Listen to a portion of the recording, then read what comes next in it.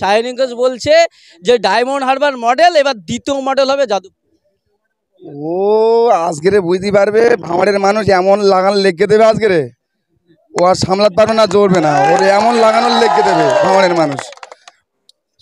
আপনি যেটা বলছেন এখানে অভিষেক ব্যানার্জি ভাঙড়ের দায়িত্ব পাবে ফের, তাহলে এটা ভাবুন সব্যসাচী দত্ত, স্বগত মোল্লা ওরা হার মেনেছে ভাঙড় থেকে, আবার নতুন করে অভিষেকের আনতে হচ্ছে, ওরেও বিদায় করে দেবো 4 তারিখের পরে, ওরেও বিদায় করে দেবো। 4 তারিখের পরে বুঝে নেবে যে ভাঙড়ে এখানে স্বয়ং মমতা দায়িত্ব পেলে কোনো কাজ হবে না। এখানে বলছে খারাপ হয়ে গেছে, ও ভাঙড় থেকে ভোটের 4 দিনই গণনার পরে ও জিন্দাগি যদি ভাঙড়ের মুখ মানে তাকায় তখন বলবে ভাঙড়ের 4 তারিখের পরে ভাঙড়ের তাকাবে না, এত হারে ভাঙড় হারবে, ও থাকবে না। দিদি ওর যে পাঠিয়েছে যে আশায়, সে আশা ওর পূরণ হবে না, চট গুসকেলে বাড়ি যাবে 4 তারিখের পর। ভাঙড়ের ভগবানপুর অঞ্চলে প্রচারে আসছেন আইএসএফ এর প্রার্থী অ্যাডভোকেট নূর আলম, আর তার আগেই প্রস্তুতি তুঙ্গে তুলেছেন আইএসএফ এর কর্মী সমর্থকরা। এই মুহূর্তে দেখতে পাচ্ছেন তারা কিন্তু একেবারে তৈরি হয়ে রয়েছেন প্রচারে যাওয়ার জন্য, তাদের প্রার্থী আসার অপেক্ষায়। তার আগে কথা বলবো, এখানে শওকত মোল্লা বলছেন যে তৃণমূল কংগ্রেস 50,000 ভোটে জিতবে। শোনেন, মানে মশারও ইচ্ছায় অনেক কিছু বলার, ঠিক আছে, সেই হিসেবে ওরা 50,000 যে ভোটে জিতবে বলছে, সেটা ভোটের মাধ্যমে 4 তারিখে দেখে নেবে। ভাঙড়ে কি ভেগে মানুষ আইএসএফে ভোট দেয়, কি ভেগে ভাইজানের ভোট দেয়, পার্লামেন্টে আমাদের নূর আলম খান উনি যাচ্ছে, এইটাই আমি বলবো। বলছে দেখি নাকি আইএসএফ এর লোকজন সব বাইরে থেকে ভাড়া করে নিয়ে আসে, এদের নিজস্ব কোনো লোক নেই ভাঙড়ে। ওরা ভাঙড়ে ওদের তো সকালবেলা তো অবজারভার, ওর অনেক লোক দিয়ে আজকে দেখুক আমরা ভাঙড়ের বাইরে থেকে আমরা লোক আনছি কিনা। ওরা তো সারা বিধানসভা মিলে ভাঙড়ের মধ্যে ঢুকে তোমার প্রচার করে। আপনারা দেখবেন ভোজারহাটে যাবেন, ক্যানিং বোদরার দিকে যাবেন, ওই দিক থেকে সব বোদরার লোক ভাঙড়ে ঢোকে। ভাঙড়ের লোক ভাঙড়ই কামাল করতে সারা পশ্চিমবাংলা। আর আপনি যেটা বলছেন 50,000 ভোট শুধু তৃণমূল লিড করবে, শওকত মোল্লা 50,000 ভোট ভাঙড় তো পেয়ে দেখুক, তারপরে লিড তো পরের কথা। 50,000 ভোটটা নিয়ে দেখুক, 50,000 ভোট পেয়ে দেখুক। কালকে অভিষেক বন্দ্যোপাধ্যায়ের সভা ভাঙড়ের ভোজেরহাটে বলছে ওখানে আমরা 1 লক্ষ মানুষের জমায়েত করব এবং শুধু ভাঙড়ের লোক 1 লক্ষ লোক। আপনারা জানেন ভোজেরহাটে যে মাঠটা আছে সেই মাঠটা হলো 15,000-এর মাঠ, 1 লক্ষ লোকটা হবে কি করে? ওখানে মাঠটা হলো 15,000-এর মাঠ, 1 লক্ষ লোক কোথায় পাবে? মাঠটাই 15,000-এর। বলছে এখানে আইএসএফ 21 বিধানসভায় ভুল বুঝিয়ে মানুষকে ধর্মের নামে ভুল বুঝিয়ে জিতেছিল, 24-এ সেটা আর হবে। শোন একটা কথা বলি, এই যে পঞ্চায়েত ভোট গেল, এরা যদি মানে গুন্ডা রাজধানী যে মোস্তানির যে রাজধানী এই যে পঞ্চায়েত ভোটটা করলো, এই পঞ্চায়েত যদি নিরপেক্ষ ভোট হয়, যদি প্রশাসন দিয়ে ঠিকঠাক ভোট করাতো, এই যে মোস্তানি না করতো, এই ভাঙড়ে দেখে দিত 3টে জেলা পরিষদ, যত পঞ্চায়েত সমিতি মেম্বার, যত বুথ সদস্য সব জিতে সার্টিফিকেট নিয়ে এই ভাঙড়বাসী বসে থাকতো। শুধু গুন্ডা রাজধানী করে মোস্তানি করে এই ভাঙড়টা চালাচ্ছে বর্তমানে। তার জন্য শওকত মোল্লার অবজার্ভার করছে যাতে এখানে ক্রিমিনাল বানানো হয় মানুষকে, সেই জন্য ক্যানিং থেকে এখানে অবজারভার করা হচ্ছে, শওকত মোল্লার দায়িত্ব দেওয়া হচ্ছে।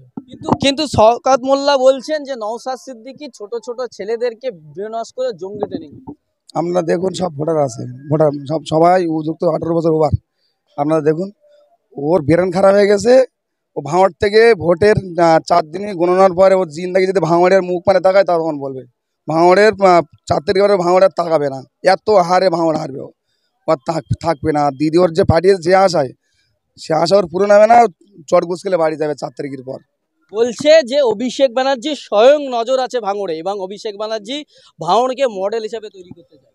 শোনেন একটা কথা বলি, মানে এখানে অবজারভার হিসাবে শওকত মোল্লা পেয়েছিল, অবজারভার হিসাবে মানে এই সাইডে আরও বিভিন্ন মানে এলাকার দায়িত্ব দিয়ে যে দেখেছে, কেউ পাচ্ছে না। এখন ওরা অভিষেকের দায়িত্ব দিয়ে যাচ্ছে ভাঙড় যে ডায়মন্ড আমলা মডেল, যে মডেল ডায়মন্ড আমলা, আমি তো বলবো ডায়মন্ড আমলা যে মডেল করছে, ডায়মন্ড আমলা কি উন্নয়ন করেছে? সেই যে গ্রাম ছিল সেই গ্রাম আছে, শুধু শহরটাই শহর আছে, যে ভেগে ছিল সেই ভেগে কোনো মানুষের সঙ্গে দেখা নেই, কোনো পরিচয় নেই, কিচ্ছু নেই, শুধু ডায়মন্ড আমলার মডেল করছে। সায়নী ঘোষ বলছে যে ডায়মন্ড হারবার মডেল এবার দ্বিতীয় মডেল হবে যাদবপুর। ও আজকেরে বুঝতে পারবে ভাঙড়ের মানুষ এমন লাগান লেগে দেবে আজকেরে, ও ও আর সামলাতে পারবে না, জড়বে না, ওর এমন লাগানোর লেগে দেবে ভাঙড়ের মানুষ।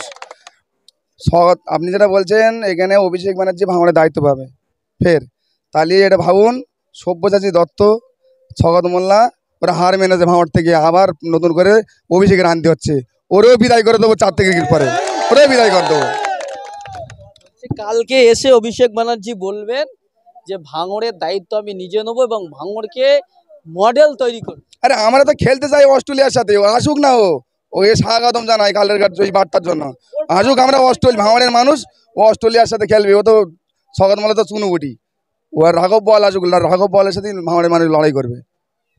আপনারা নাকি সবসময় তৃণমূলের লোকজনকে মারছেন, সবসময় অশান্তি করছেন এলাকায়। শোনেন, আমরা যদি টিএমসির লোকজনের মারধর করতাম স্বগত মোল্লাকে ভাঙড়ে অবজারভার করা হতো না, প্রথম কথা। দ্বিতীয় কথা হচ্ছে কি, আমাদের সব খেটে খাওয়া, মাঠে চাষ করা, দিন মজুরি খেটে খাওয়া মানুষ, এরা জীবনে কাউকে মারে না। শুধু মানে ভাঙড়টা কিভাবে শান্তিতে থাকবে সেই চিন্তা ভাবনা আইএসএফ রাখে, আইএসএফের কর্মীরা রাখে, মানুষ রাখে ভাঙড়ের, যে এটা মানে যতটা মানে রাখা যায়। কিন্তু স্বগত মোল্লা এখানে এসে উত্তেজিত বাড়াচ্ছে, মারপিট, বন্দুক, মোম এইসব দিয়ে মোটামুটি ওরা ঝামেলা করতে একটা চাইছে। আপনারা নাকি বিজেপি সহযোগিতা করছে, কে বলছে কথা? তৃণমূল। ওরা বিজেপি আর তৃণমূল ওরা কিছু আছে না, ওরাই তো বিজেমূল। অর্জুন সিং কোথায় ছিল? তৃণমূলের থেকে লোকসভায় টিকিট পায়নি বলে আমার বিজেপি চলে গেছে। ওরাই তৃণমূল, ওরাই বিজেপি, ওরাই সব মোটামুটি ওরাই। আমরা কারোর সহযোগিতা করিনি, আমরা আইএসএফ করি, আমরা আইএসএফ একক লড়াই করি, কারোর আমরা বিটিএম হিসেবে লড়িনি। তৃণমূলই বিটিএম লড়াই, তার ইতিহাস আছে। 4 তারিখের পরে নাকি ভাঙড়ে আর আইএসএফ এর কোনো অস্তিত্ব খুঁজে পাওয়া যাবে। শোনেন, ওই কুজোরে একটা চিঠে সবার ইচ্ছা হয় না, সেটাই ওরা ভাবছে। ঠিক আছে, ওটা সময় 4 তারিখের পরে ভাঙড়ে, এই যে অভিষেক দায়িত্ব নেবে বলছে, 4 তারিখের পরে অভিষেক বুঝতে পারবে ভাঙড়ে আইএসএফ আছে কি না। 4 তারিখের পরে এই ভাঙড়ের মানুষ ওনাকে বুঝিয়ে দেবে কি করতে পারেন। আর সর্বপ্রথম একটা কথা বলি, মমতা ব্যানার্জি নিজেই বলেছিল স্বগত মোল্লাকে যে নট স্কিম তুই বোম বাঁধিস, তুই কি করবি বাস স্ট্যান্ডে, তুই বোম বাঁধিস, তুই কি করবি। মমতা ব্যানার্জি নিজে বলেছে। তাহলে ভাঙড়ে কেন দিয়েছে মানুষ, ভাঙড়ের মানুষ বুঝে নিক যে কেন ভাঙড়ে ওখানে ওনাকে দায়িত্ব দেওয়া হচ্ছে। শওকত মোল্লা চ্যালেঞ্জ করেছে যে নওশাদ সিদ্দিকী বলে দেখাক যে একটা অঞ্চল জিতবে, ভাঙড় আর যাদবপুর তো পড়ে গেছে, একটা অঞ্চল জিতবে। একটা অঞ্চল কি 13টা অঞ্চলে আমার 13টায় জিতবো। একটা কেন বলবো, 13টায় জিতবো আমরা। ভাঙড়ে 13টা অঞ্চল, আমরা 13টায় জিতবো। আর ওরা একটা অঞ্চল সেটা লিখে দেবে, দেখ যে আমরা এই অঞ্চলটা জিতবো, ওরা ভাঙড়ে একটা অঞ্চল জিতবো সেটা চ্যালেঞ্জ করে বলুক যে আমরা এই অঞ্চলটা জিতবো। আর আমরা 13টা অঞ্চল 13টায় জিতবো, চ্যালেঞ্জ করছি। কিন্তু পঞ্চায়েতে তো ওরা তো জিতেছে সব অঞ্চল। পঞ্চায়েতে ওই নমিনেশন উড়িয়ে দিয়েছে, গুন্ডা রাজধানী চালিয়েছে, আমাদের যে ভাইরা জীবন নিয়েছে, আমাদের যে 3টে কর্মী তাদেরকে জীবন পর্যন্ত নিয়েছে। তাই কতটা এরা নিষ্ঠুর, কতটা জানোয়ার হলে এই কাজগুলো করতে পারে ওরা। মানে মানুষ মেরে রাজনীতি করছে এরা। আর এদের যদি মানুষ ফের ভাঙড়ে বিকল্প আনে, ফের মানুষ ওরাই ফের লাশ করে মানে পড়বে। মানুষ যদি চায় অবশ্যই আইএসএফ তো আছে, সেটা অভিষেক ব্যানার্জি 4 তারিখের পরে বুঝে নেবে যে ভাঙড়ে এখানে স্বয়ং মমতা দায়িত্ব পেলে কোনো কাজ মানে কাজ হবে না এখানে।